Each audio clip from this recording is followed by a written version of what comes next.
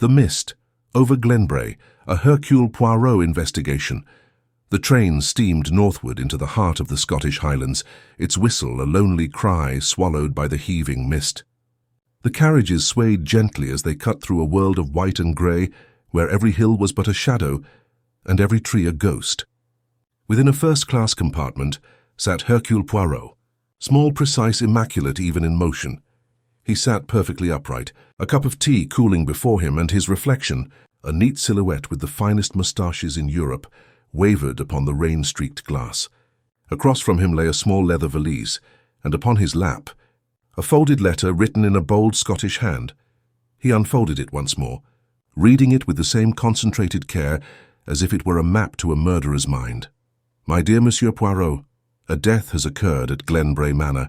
Lord Andrew Glenbrae shot in his study 2 nights ago. The door was locked, windows bolted, and the doctor calls it suicide. But something in the air tells me otherwise. I'd be obliged for your assistance, though I can't promise a warm welcome from all quarters.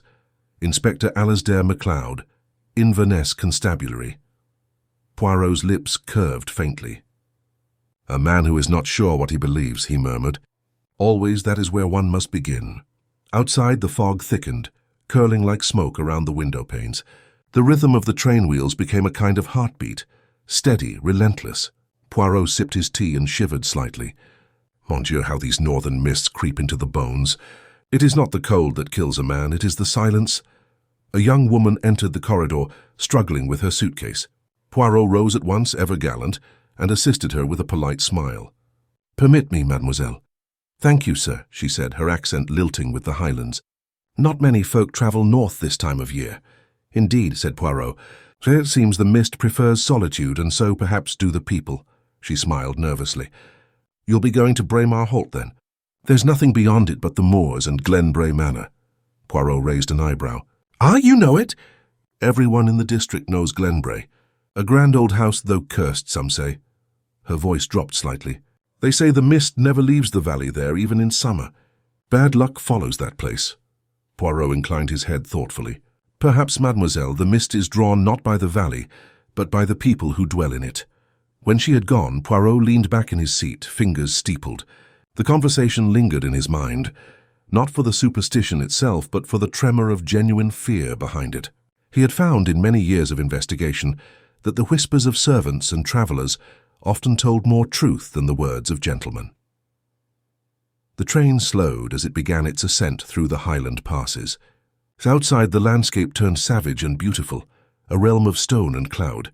Peaks loomed like spectres, their heads lost to fog. O solitary stag stood upon a ridge, watching the train with solemn eyes before vanishing into the mist. Poirot, ever observant, thought how nature itself seemed to conspire in mystery here. As evening fell, a soft drizzle turned to rain. The compartment lights glowed dimly golden, and the faint scent of coal smoke drifted in.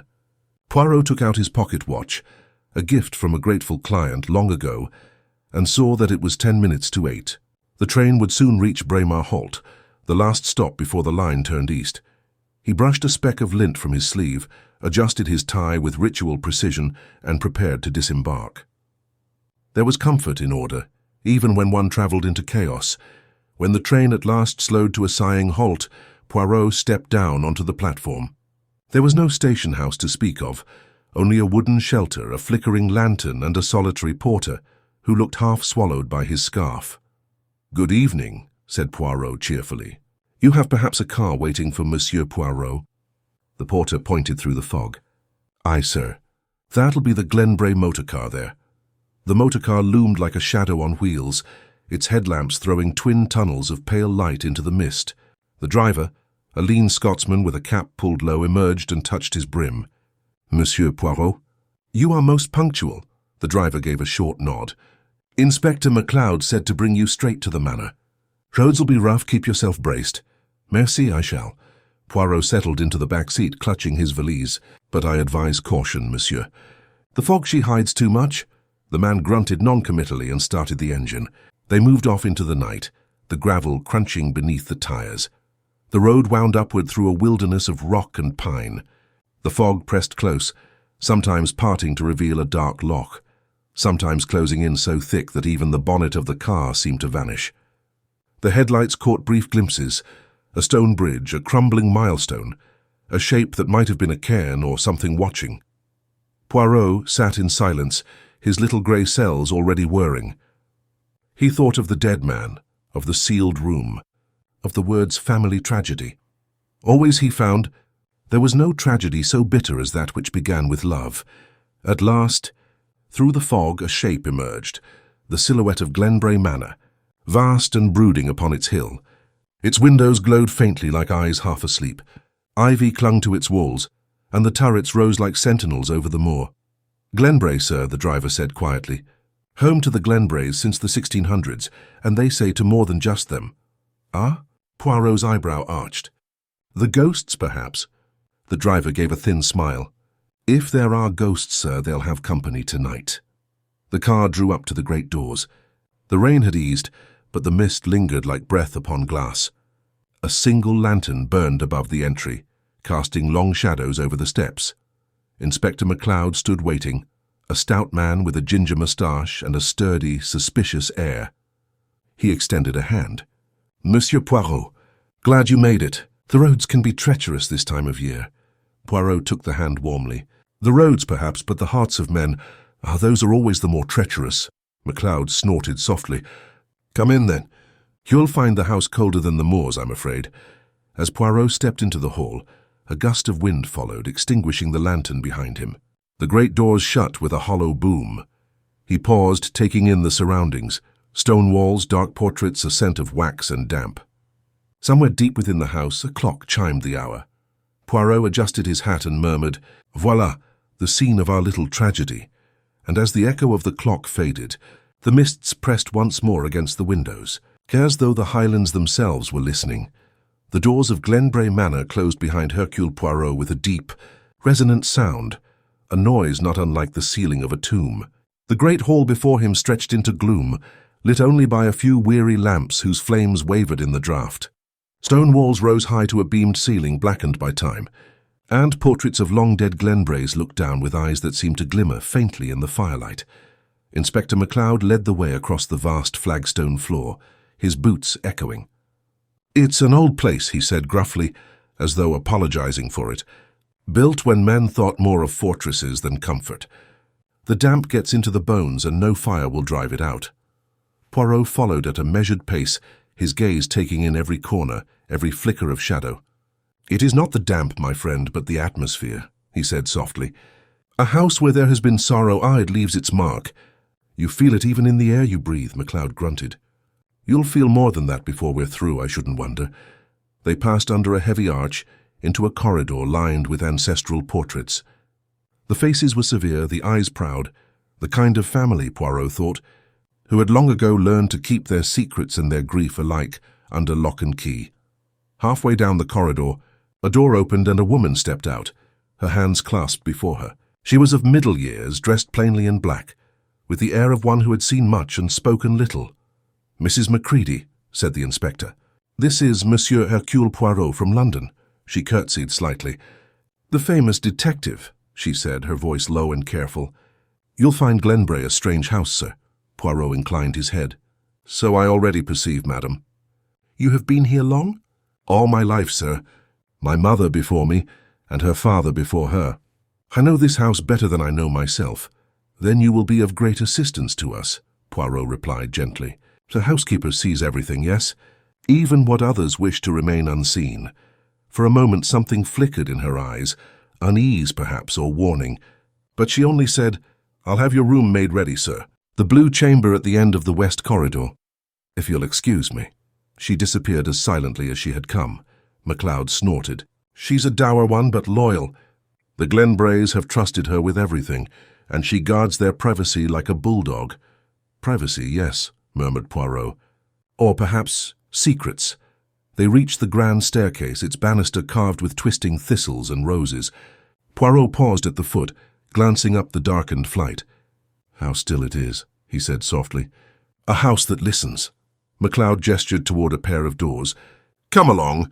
The family are abed, but I'll show you the scene of the business tomorrow." "Tonight you'll want food in." "Tomorrow."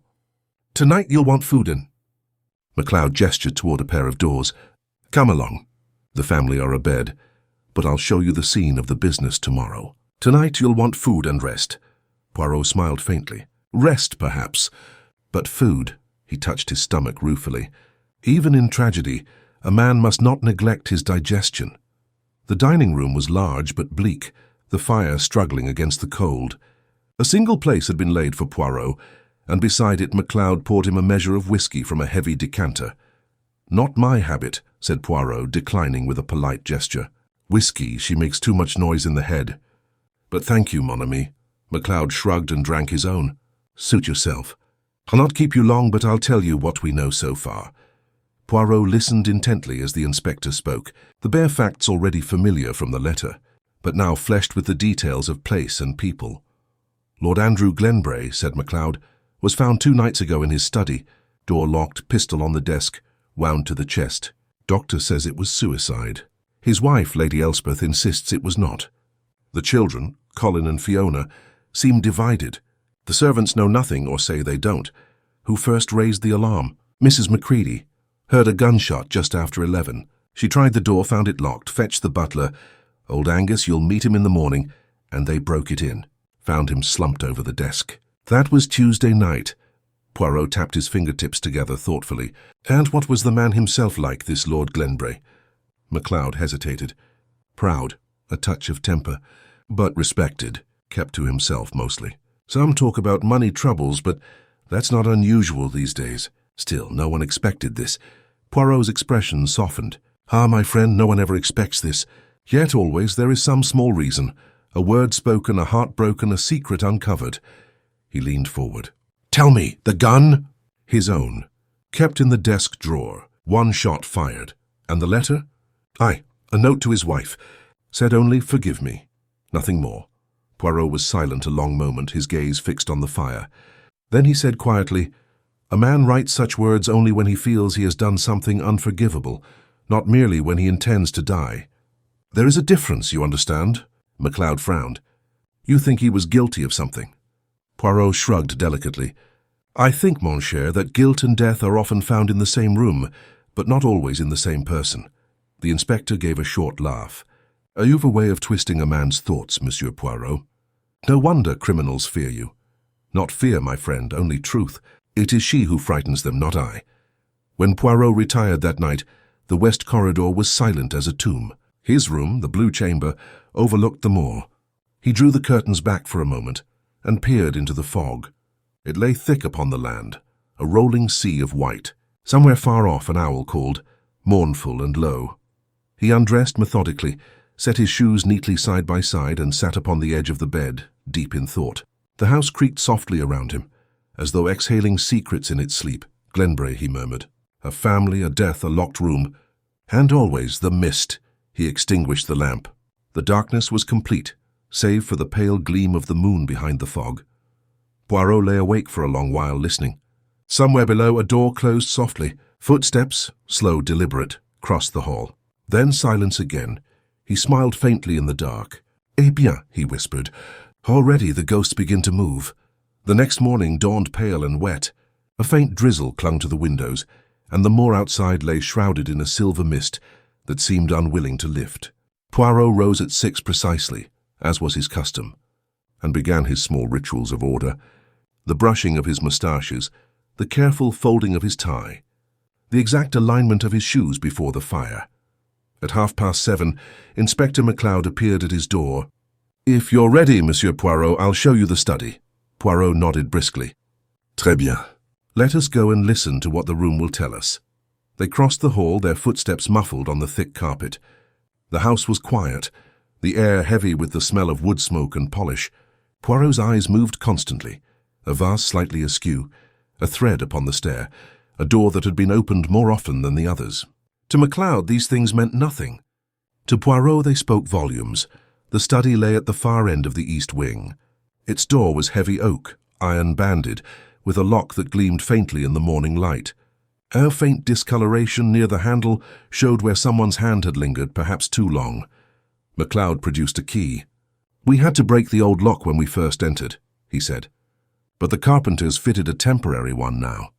"Nothing's been disturbed since." Poirot inclined his head. "Parfait. The The scene she must remain as she was, or at least as close as possible. He stepped inside. The air in the study was close, almost metallic. The curtains were still drawn, letting in only a weak grey light that filtered through the mist outside. A faint smell of gunpowder and stale tobacco lingered. It was a large room, with shelves of leather-bound books, a Persian rug spread before a great desk of dark mahogany, and a single chair toppled slightly to one side. Upon the desk, a revolver lay beside a pool of dried blood, its barrel dull and cold. One spent cartridge gleamed beside it. Poirot advanced slowly, hands clasped behind his back, his head tilted slightly to one side. He moved as though listening rather than looking, as though the room itself might speak if given the chance. "Eh bien," he murmured. "So, this is where the good Lord met his end." He bent over the desk, studying the objects upon it. A glass of whiskey lay overturned, a small dark stain marking the wood. Nearby a pen still rested in its holder, and a sheet of paper, partly crumpled, bore a few hasty words. "To my dearest Elspeth, forgive me." MacLeod watched uneasily. "That's all he wrote?" "No explanation." Poirot nodded absently. "The ink. She is smudged, you see? Written quickly, perhaps in agitation. Yet look at the signature." He traced it lightly with one gloved finger. Firm, steady, the hand of a man at peace with his decision, not trembling with despair. "Curious, is it not?" MacLeod frowned. "You think it wasn't written by him?" "I think," said Poirot, "that it was written by someone who wished it to seem so." He turned his attention to the revolver. "You have had it examined?" "Aye, his fingerprints only. Barrel recently fired. Only his?" Poirot lifted his brows. "No others? Not even smudged?" MacLeod hesitated. "No, though with gloves, justament gloves, and tell me, was there gunpowder on his hand?" "A trace. Doctor said it was consistent." Poirot looked thoughtful. "Consistent, yes, but not conclusive. Many things are consistent, my friend, that are not true." He crouched suddenly, peering beneath the desk. His eyes caught on a small detail. A mark on the rug, faint but unmistakable. A smear of soot or ash where something had been burned. He rose and crossed to the fireplace. The grate was cold now, but a thin layer of ash lay within, disturbed as if something had been hastily thrust in and half withdrawn. Poirot knelt, lifting a fragment of charred paper between his tweezers. Only a few words remained legible. "Inheritance, upon my death." He showed it silently to MacLeod. The inspector swore under his breath. "A letter? Perhaps. Or part of a will. Whatever it was, someone wished it destroyed, but not well enough. Mon Dieu, the carelessness of criminals. They burn their secrets, yet the smoke betrays them." Poirot replaced the fragment delicately and began to walk the room in slow circles. Every few steps he paused to adjust an object by a fraction of an inch, as though testing the room's memory. "The door, it was locked from the inside, you say?" "Aye, we had to force it open. Windows were bolted too. Then we have, as you say, the locked room mystery. Always the favorite of the imaginative murderer." He moved to the window, examining the latch. No scratches, no tampering. And yet, his hand brushed the sill.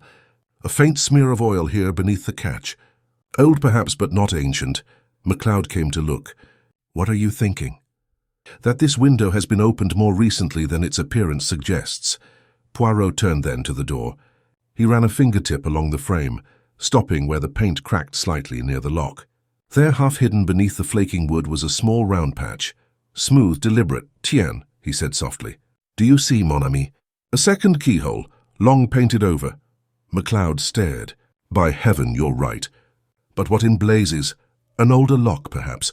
One used by the servants before the new door was fitted. A curious thing to find in a gentleman's study, yes? But such things are not accidents." No, they are invitations. Things are not accidents." No, they are invitations." Or perhaps he thought to silence her. The manor slept uneasily that night. Outside, the wind had quieted to a low murmur, and the mist pressed close against the leaded windows, as though listening. Within, the long corridors lay dim and cold, lit only by the faint glow of wall lamps that flickered and sputtered against the damp. Poirot walked softly, his small lantern in hand, the golden light falling in a narrow cone ahead of him. Each step was deliberate, each creak of the wooden floor noted and remembered. He had retired early, or so the household believed. But the great detective of Belgium seldom slept when the air was thick with lies. He passed beneath the portraits of Glenbrae's past, men with hawk noses and women with wary eyes, and smiled faintly to himself. "How you have seen much mischief in this house, mes amis," he murmured, "and perhaps tonight you shall see one truth more." As he approached the study, he paused. The door had been repaired, the lock replaced, but Poirot's eye caught something odd, the faint trace of scraping around the keyhole. He bent closer, his little moustache quivering. "Ah, a recent tool mark. Someone has been here, yes, and not the carpenter." He straightened, listening. Somewhere in the distance a door clicked softly. Poirot extinguished his lantern and waited. Footsteps, slow, cautious, moved along the passage toward the servants' quarters. He followed. The figure ahead was small and stooped, a shawl wrapped about her shoulders. Mrs. Macready, the housekeeper. She carried a candle and walked with surprising purpose, her keys jingling faintly at her side. Poirot shadowed her silently until she descended a narrow staircase leading toward the back of the house, her service corridor lined with cupboards and old trunks. When she turned into a small side room, Poirot stepped forward. "Bonsoir, Madame Macready," he said quietly. The woman nearly dropped her candle. "Saints preserve us. Mr. Poirot, you near gave me a heart attack." Pardon. It was not my intention to startle." He smiled gently. "But perhaps you can tell me why you wander the corridors at such an hour." Her weathered face set itself in lines of defensiveness. "I couldn't sleep. Thought I'd check the pantry. The milk spoils quick in this weather." "Indeed." Poirot's brow lifted. "And you keep the milk locked behind 3 doors?" She glared. "You think I'm up to no good, then?" "I think," Poirot said kindly, "that you are a woman who knows this house as well as her own soul, perhaps better, and that you have seen things the family would rather not be seen." Mrs. Macready hesitated. The candlelight flickered across her lined face, showing both fear and fatigue. "You're a sharp one, that's plain. But some things are better left alone, Mr. Poirot. This house has its way of swallowing those who pry." "Ah," Poirot said softly. "And yet you yourself do not sleep. That tells me your conscience is louder than your fear." She looked at him long and hard. "You really want to know what I've seen?" "If you please, madame." She set the candle on a crate and folded her arms. "I've been with the Glenbraes near 30 years. Seen 2 masters, 3 births, and more quarrels than I care to count. Lord he wasn't an easy man. Fair maybe, but proud. And he had a temper when it came to money or the lady." Poirot inclined his head. "Lady Elspeth?" "Aye, he worshipped her at first. But when the debts mounted, and the letters started coming from that Edinburgh fellow—" "Ah, Mr. Vale," said Poirot softly. "You know of him too?" Her lips tightened. "I know more than her ladyship thinks. I found one of them years ago. Never told a soul. What good would it do? But when I heard them shouting that last night—" Poirot leaned forward. Chut. "Go on." "It was just after supper. The rest of the staff had gone down. I was clearing the parlour when I heard voices through the door, his lordship's and hers. He was raging, saying he'd have the law on her, that he'd change the will before dawn. Then there was a crash, sounded like glass breaking, and she screamed at him to go ahead, that she'd see him dead before she saw him ruin her." Poirot's eyes gleamed in the candlelight. "And you did not tell the inspector this?" "I told him they argued. Didn't tell him about the will. What would be the point? He'd only twist it against her." Poirot regarded her a moment, then said gently, "You are loyal to your mistress. That is admirable. But loyalty, madame, must never blind us to truth." Her eyes darted toward the corridor. "There's more. You didn't hear it from me, but the young master. Calling in, he went to the study later that night. I saw him slip in when all was dark." "Ah bon. And what time was this?" "Near midnight. I thought he was fetching something, but he didn't come out till long after." Poirot's voice softened. "And did you hear the shot?" She shook her head. "No shot. Not till morning, when I found him there. But something woke me near 2 at a thump, like a chair falling. When I went to look, the door was locked, same as they said." Poirot nodded thoughtfully. "A thump, not a gunshot. Très bien. You are a careful observer, Madame Macready." She frowned. "You think it means something?" Poirot smiled faintly.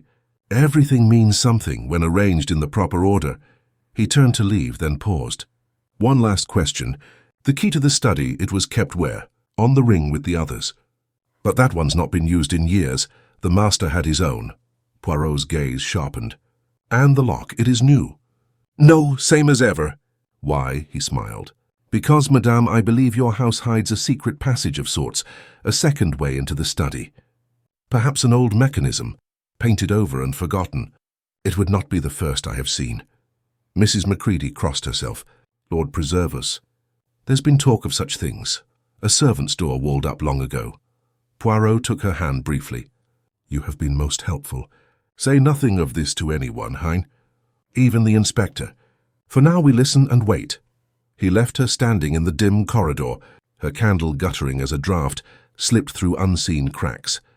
When Poirot returned to his room, he drew out a small notebook and wrote with delicate precision, "Midnight, Colin enters study. 2 a.m., noise heard. 7:02 a.m., old door found locked. Old lock shows second keyhole, concealed. Possible servant's passage. Lady Elspeth argument confirmed. Motive, fear of ruin." He tapped the page with his pen. "So," he murmured, "we have a quarrel, a secret door, a loyal servant, and a son who walks in the night." Then, just as he closed his notebook, a faint sound reached his ear, a creak, followed by a soft rustle like silk against wood. Poirot rose silently, crossed to the door and eased it open.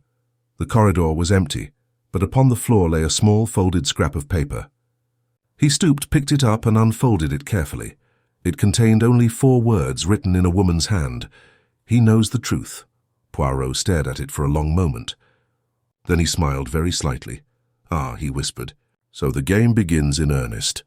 Dawn broke grey and sluggish over Glenbrae Manor. The mist had thickened through the night, and now lay over the grounds like a great motionless sea. From his window, Poirot watched it roll and shift, softening the angles of the garden walls and turning every tree into a ghostly silhouette. "Nature," he murmured. "She too enjoys her mysteries." He dressed with care. As always, a grey suit pressed to perfection, his moustaches curled to immaculate points. When he descended to breakfast, the house was already stirring. Mrs. Macready's brisk commands echoed faintly from the kitchens, while somewhere above a door slammed, followed by the sharp voice of Colin Glenbrae. In the dining room, Lady Elspeth sat alone. A black veil lay beside her plate, untouched tea cooling at her elbow. She looked up as Poirot entered. "Monsieur Poirot," she said quietly. "You keep early hours." "Toujours, madame." "The mind works best when the world is still." Her lips twitched faintly. "Then Glenbrae must suit you well. It has been still as a tomb these past 2 days." Poirot took a seat opposite her. "And yet, madame, even the tomb may whisper its secrets, if one listens closely enough." Her gaze flicked to him, wary. "You think my husband's death hides secrets?" "I think, madame, that nothing in this house is as it seems. You are a woman of intelligence. You feel this also, yes?" Elspeth hesitated, then lowered her eyes. "I feel many things. Grief, confusion, guilt." "Guilt," Poirot's voice was gentle, "for not seeing it coming, for not stopping it." She drew a shaky breath. "If Andrew truly meant to end his life, I should have known. We were married 20 years. You do not share that much time and fail to see despair." Poirot inclined his head sympathetically. "And yet perhaps what you saw was not despair but anger, the anger of a man betrayed." "Or was not despair but anger, the anger of a man betrayed." Her eyes snapped up, sharp now. "You presume too much, monsieur." "Pardon, madame. I presume only that the human heart is capable of great foolishness, both in love and in pride." Before she could answer, the door opened and Colin strode in. His collar was unbuttoned, his expression clouded. "Good morning," he said shortly, then glanced between them. "Planning your next round of questions, Poirot?" Poirot smiled mildly. "Only those that lead me nearer the truth, monsieur." "Well, you can leave Mother out of it. She's been through enough." Elspeth reached out quickly. "Colin, no, Mother, it's true. This whole circus should have ended with the burial. If Father chose to—" Poirot raised a hand. "Chosen, you say? Yet you speak with great certainty of a choice none of us witnessed." Colin's jaw tightened. "You think I killed him?" Poirot's gaze remained calm. "I think you know more than you have said." For a long moment the two men faced each other. Then Colin laughed sharply and turned away. "You'll get nothing more from me," he said, and left the room. Elspeth's hands trembled as she reached for her tea. "He's angry," she whispered. "He loved his father in his own way." Poirot bowed slightly. "Anger, madame, is often the child of fear. One day soon he will tell the truth, whether he means to or not."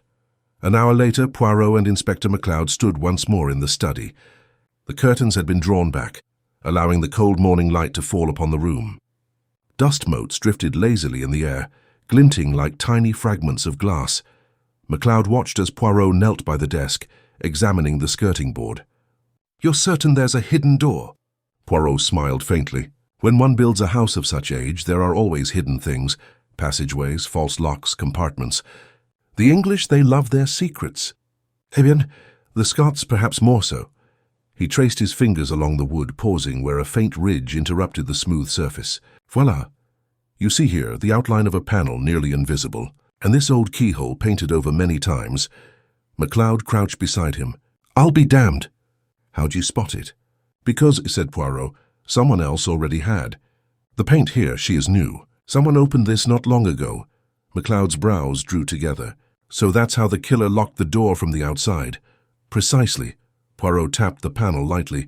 "And perhaps, my friend, we shall now see what lies beyond."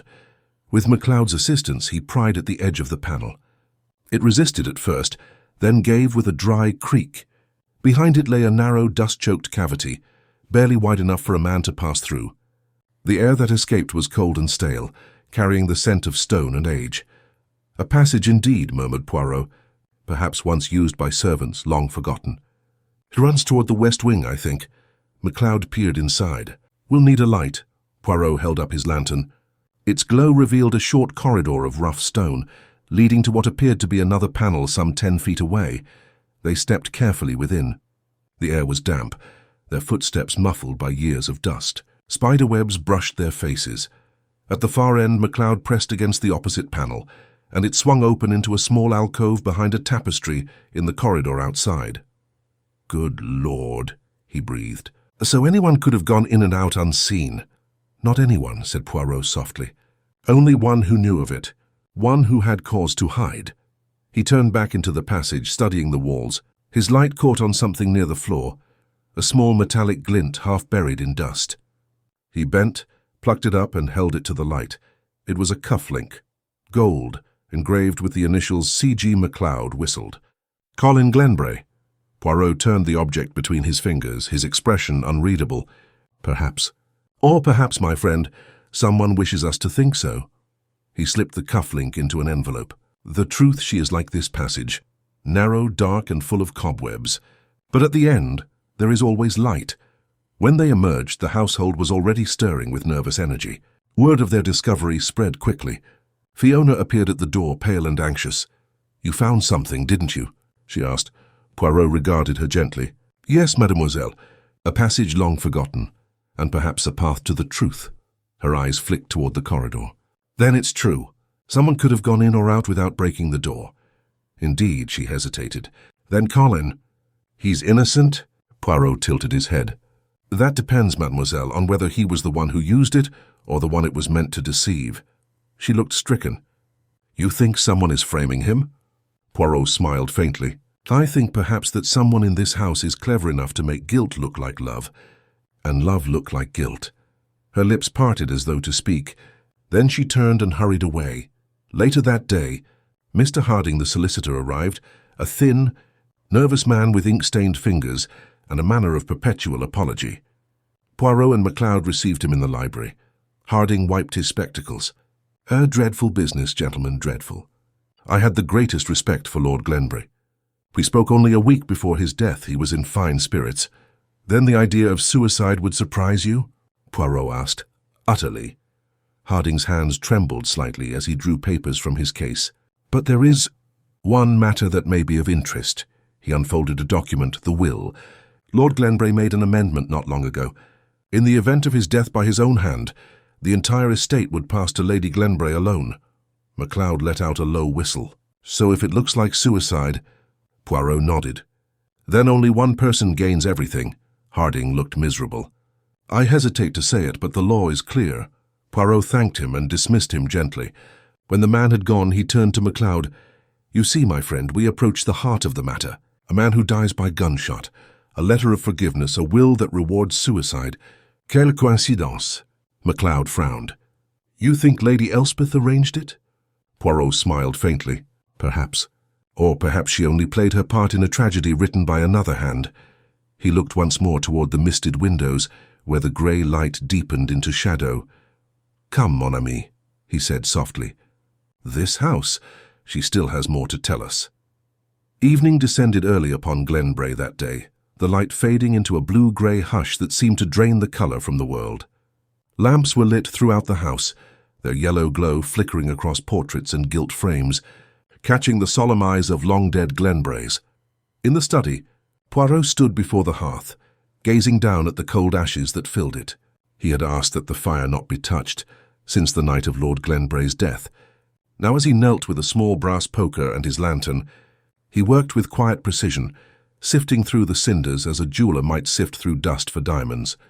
Inspector MacLeod, watching from the doorway, cleared his throat. "You're looking for something specific, I take it?" "Mais oui," Poirot replied softly.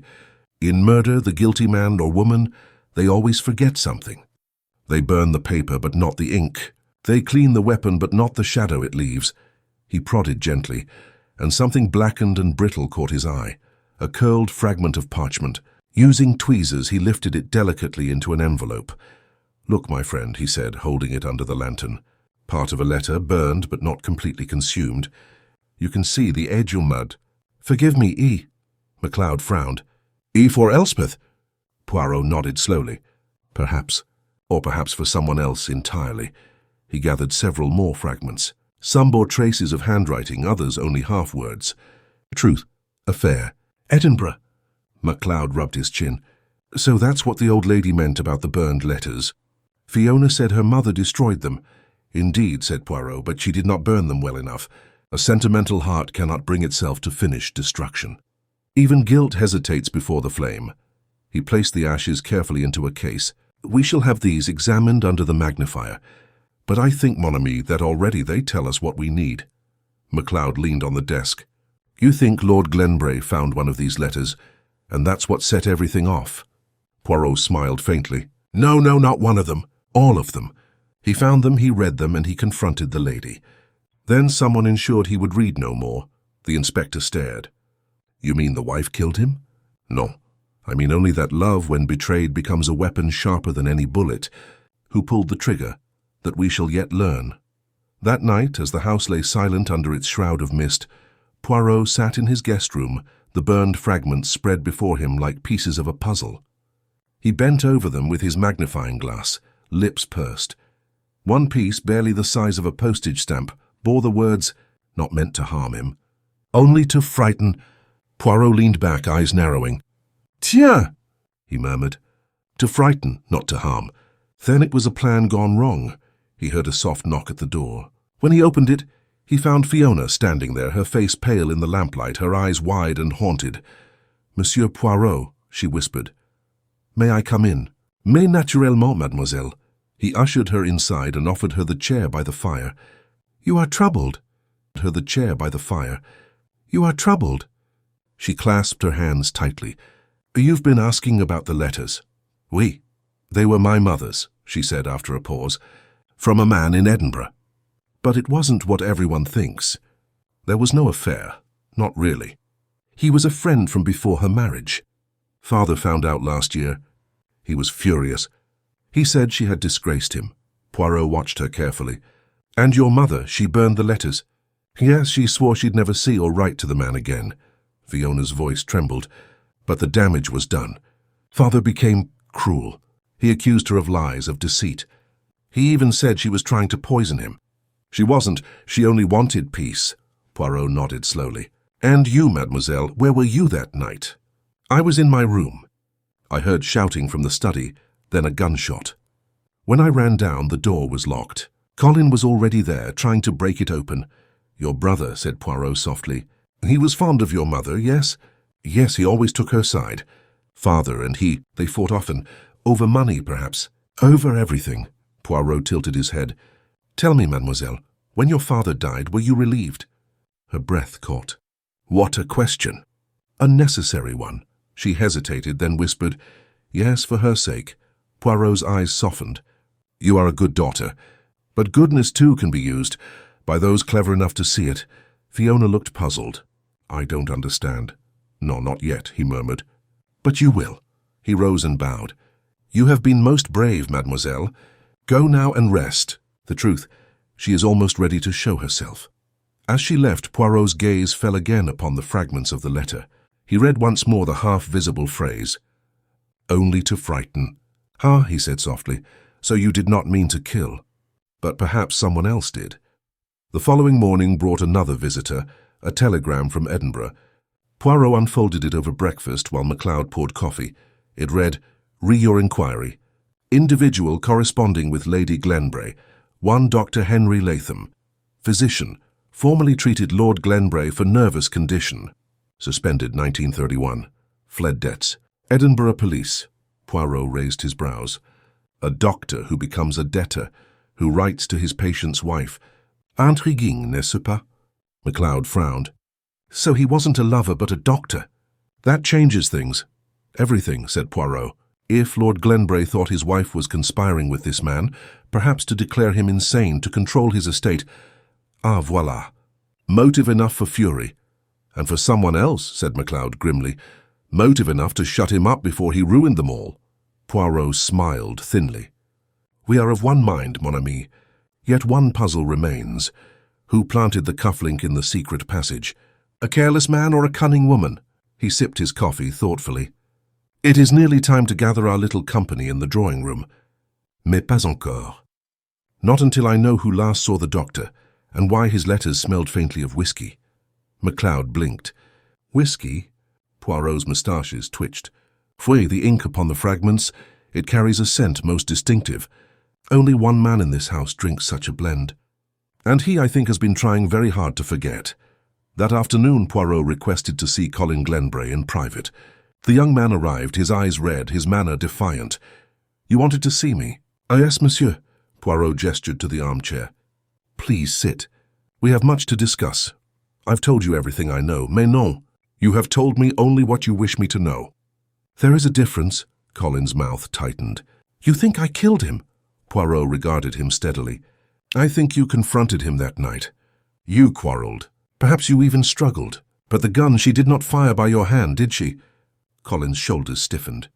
"You've got no proof." "No," said Poirot softly. "But I have truth, which is far more dangerous." The young man rose abruptly, knocking over his chair. "You don't know what you're talking about." Poirot's voice was calm. "Then tell me, mon cher, why the whiskey bottle on your father's desk bore your fingerprints." Colin froze. His lips parted, but no sound came. Poirot's eyes were kind now. "He was drunk. You meant only to scare him, yes? To make him see reason. You took his gun, perhaps waved it. It voilà, it fired." Colin sank into the chair, burying his face in his hands. "It was an accident," he whispered. "He called her a whore, said he'd see us all beg before he let her inherit a penny. I just wanted him to stop." Poirot nodded. "And the letters?" "I burned them," he said brokenly, "so no one would know. So it would look like suicide." Poirot's gaze softened. "Mon pauvre garçon, you sought to protect, not to destroy. Yet in hiding the truth you made it darker still." Colin looked up, despairing. "What happens now?" Poirot sighed. "Now I must tell Inspector MacLeod what I know. But perhaps," he added gently, "there is mercy in truth, even when it comes too late."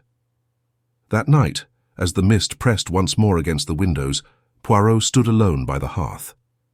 He gazed into the dying fire, its glow painting his face in shades of gold and shadow. He murmured, "Mon Dieu, the heart. She is the greatest criminal of all." The following morning dawned bleak and still. A wind from the north worried at the windows of Glenbrae Manor, sighing through the chimneys like the moan of something unquiet. The house itself seemed to sense what was coming. Even the servants moved softly, their footsteps swallowed by the thick rugs. Inspector MacLeod found Poirot in the breakfast room, a teacup poised elegantly between finger and thumb, his moustaches immaculate despite a sleepless night. "You've the look of a man who's solved his puzzle," said MacLeod warily. Poirot smiled. "Mais oui, the picture is almost complete. The little grey cells have worked all night. Now they demand an audience. You mean, I mean, mon ami, that it is time to bring them all together." He set down his cup with a click. "The drawing room, if you please." At 11. By the time the clock struck the hour, the family and staff had assembled. The great drawing-room of Glenbrae, with its tall windows veiled in mist and the portrait of the first Lord Glenbrae brooding above the hearth, had never seemed so solemn. Lady Elspeth sat rigid in a high-backed chair, her mourning black a perfect frame for her pale, composed face. Beside her stood Fiona, anxious but resolute. Mrs. Macready hovered near the doorway, twisting her apron in nervous hands. The solicitor, Mr. Harding, had returned at Poirot's request, his spectacles glinting uneasily. And Colin Glenbrae, drawn pale, hollow-eyed after his confession, stood apart near the window. Poirot took his place before the fire. For a moment he said nothing, merely surveying them with that serene, piercing gaze that could make the strongest heart falter. Then he spoke. "My friends," he began, his accent lilting through the stillness, "we are gathered to lay bare the truth that has hidden itself within these walls, a truth wrapped in fog, in silence, and in love, surtout in love." He turned toward the inspector. "You will recall, Monsieur MacLeod, that at first we believed Lord Glenbrae had taken his own life. The room was locked, the pistol near his hand, the note upon his desk. Très simple. But, as I have said before, simplicity in crime is the refuge of the guilty." MacLeod nodded grimly. "And it wasn't suicide?" "No." Poirot's eyes moved from face to face. "It was murder made to look like suicide. And every soul in this room in some degree helped weave the illusion." A murmur rippled through the group. He lifted a hand. "Patience, I beg. We shall proceed with order, always with order. First, the letter of farewell to my dearest Elspeth, forgive me. It was written, yes, but not by Lord Glenbrae. The ink was wrong, the hand disguised but uncertain. It was written by his son, Colin." Colin flinched. Fiona gasped. Lady Elspeth closed her eyes. Poirot continued gently. "Monsieur Colin has told me the truth. There was an argument, violent, shameful. Words were spoken that cannot be withdrawn. In anger he seized his father's revolver. It fired, accident perhaps. Passion, certainly. In panic he arranged the scene, hoping to shield his mother from scandal and himself from ruin." MacLeod's jaw tightened. "That fits the facts." "Presque," said Poirot. "Almost, but not quite. There is one thing that does not fit at all, the wound." He pointed to the fireplace. "Lord Glenbrae was shot through the heart, from a distance of 6 feet. Yet the powder burns on his coat show the muzzle was held close, très proche. How could this be unless there was a second shot fired later, when our poor Colin had already fled?" All eyes turned to Lady Elspeth. Her hands tightened on the arms of the chair. Poirot's voice softened. "It was you, madame. After your son ran from the room, you entered by the old servant's door, the one sealed with paint. You fired again to make certain he was dead, to shape the wound so it would seem self-inflicted. You locked the door from without, using the hidden mechanism you alone remembered." A tremor passed through her. Still she said nothing. Fiona cried out, "Mother, no!" Elspeth's lips moved. "He would have destroyed us," she whispered. "He threatened to cast us out, to expose those letters, to have Colin arrested. I only meant to protect my children." Letters to have Colin arrested. "I only meant to protect my children." Poirot inclined his head. "You succeeded for a time, but when the truth began to press too close, you let Colin take the blame. Even after his arrest you were silent." Tears slipped down her cheeks. "He confessed. He said it was his fault, because he loved you," said Poirot softly. "He believed he had killed his father. And you, madame, allowed him to keep that belief, until it killed him in turn." A sob broke from Fiona. She buried her face in her hands. For a long moment no one spoke. Then MacLeod stepped forward, his voice rough. "Lady Glenbrae, I must ask you to come with me." She rose slowly. "Do what you must, Inspector. I have nothing left to fear." Her gaze met Poirot's. "You said once there is mercy somewhere." He bowed his head. "Yes, madame.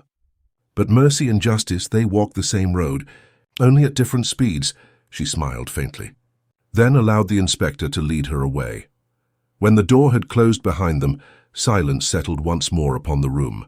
The fire crackled softly, and a gust of wind stirred the curtains. Fiona turned to Poirot, eyes shining with tears. Will she hang?" Poirot shook his head. "Perhaps not.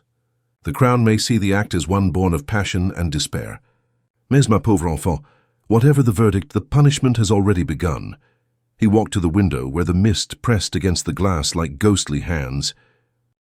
"You see, mademoiselle, murder leaves no victor. Only the living to remember, and the dead to be silent." That evening Poirot sat alone in the library, the storm gathering outside. The case was over, yet his heart was heavy. He took from his pocket the last fragment of the burned letter, now carefully pressed between glass. It read, "Not meant to harm him, only to frighten. Forgive me, E," he whispered. So she wrote the truth after all. The wind sighed through the chimney, and somewhere in the distance a clock struck midnight. Poirot closed his eyes. 3 weeks later, London lay under its own kind of mist, yellowed by soot, heavy with November rain. The city clattered with trams and motor cars, indifferent to the sorrows of far-off Scotland. But in a modest flat on Whitehaven Mansions, Hercule Poirot sat at his breakfast table, staring down at a single envelope that had just been delivered. The telegram bore the seal of the Inverness Constabulary. He opened it slowly.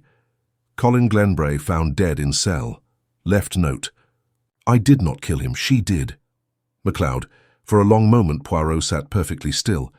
The teacup beside him grew cold. Only the ticking of the mantel clock filled the silence. Finally he folded the telegram and laid it neatly upon the table. Mon pauvre garçon, he murmured. Even in death he seeks to protect her. He rose and crossed to the window. London blurred before him, grey stone, grey sky, grey souls. But in his mind he saw again the moors of Glenbrae veiled in silver fog, and the proud tragic face of Lady Elspeth. Had he done right? He had revealed the truth. Yet truth, he thought, was a double-edged thing, clean in the mind, cruel in the heart. He turned to his desk and took up his notebook, the one bound in brown Moroccan leather, where he recorded the cases that most troubled him. On a fresh page he wrote, "The Glenbrae affair. Justice obtained, mercy denied." He paused, then added, "Even the purest motives, when steeped in fear, may turn to poison. In the Highlands, innocence wears a mask, and love, her most dangerous disguise." He closed the notebook gently. Later that afternoon, Inspector MacLeod himself appeared at Poirot's door, rain clinging to his overcoat, his expression tired and older. "I thought it best to tell you in person," he said quietly. "They found the lad this morning." Poor devil hanged himself with his bedsheet. His note was clear enough. He knew, Poirot gestured to the hearth. "Sit, mon ami." "The tea is still warm." MacLeod obeyed, his big hands clasped between his knees. "We've taken Lady Glenbrae to Edinburgh. She confessed after she heard. Said she'd only meant to frighten her husband. The gun went off by accident. She'll likely stand trial, but—" He exhaled. "It's a sad business, Poirot. Sad all round." Poirot nodded gravely. "There are no clever murders, my friend, only foolish hearts." For a while they sat in silence, listening to the rain patter against the window. Then MacLeod rose. "You've a strange way of finding the truth, monsieur. You don't just follow clues, you follow people's pain." Poirot's eyes softened. "Because pain, mon cher, is the truest evidence of all." MacLeod hesitated. "You ever wonder if sometimes it's better not to know?" Poirot looked toward the mist outside. "Always. And yet, once the curtain of fog is drawn aside, one cannot pretend not to have seen." The inspector sighed and took his leave. That evening, Poirot sat by his fire, his hands steepled beneath his chin. The flames danced in the grate, and for an instant he imagined the outline of Glenbrae Manor rising from the smoke, tall, grey, eternal. Somewhere a woman wept, somewhere a boy's voice echoed in the wind. He whispered, "Adieu, madame. Adieu, mon pauvre enfant." Then he straightened his tie, took up his little notebook once more, and beneath his earlier entry he wrote a single, final line. "In the Highlands, even truth wears fog." He closed the book. Outside, the city lights blurred into the mist, and the world of Hercule Poirot moved quietly on,